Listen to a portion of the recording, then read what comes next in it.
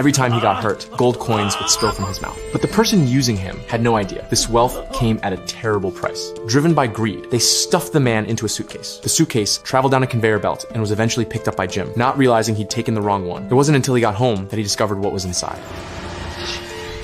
To his shock, there was a man crammed inside. What happened to you? I offended someone I ought not have offended. Jim was about to call for help. Will you help me? Oh, okay. Just remove me from the suitcase. Start with my feet.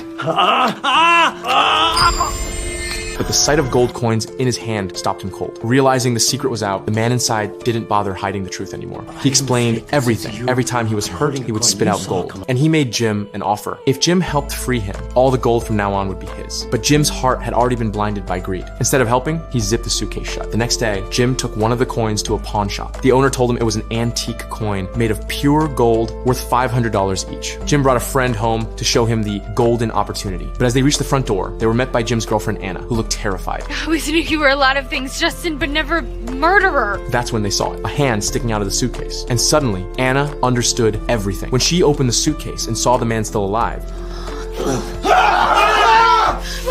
she tried to pull him out. In the process, a coin fell from his mouth.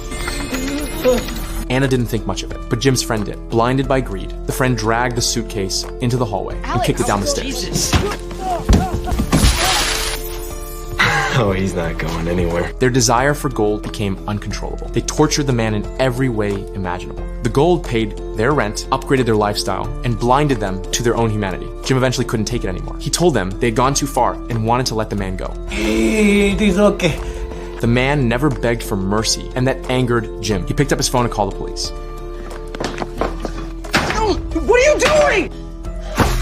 But what Jim didn't expect was that Anna would stab him for the gold. As Jim bled out on the floor, Anna and the friend decided to run off with the cash. But before leaving, they looked at the dying man in the suitcase and figured they could squeeze a little more gold out of him. That's when he suddenly burst into laughter. His eyes turned gold. How will this world contain your wickedness? They reached for the power switch, but black smoke erupted. The man in the suitcase was no longer human. He had become a demon, and the demon had already prepared a pair of suitcases just for them. In the end, they paid the ultimate price for their greed. Due to copyright issues, this is all I can show of this movie. Thanks for watching.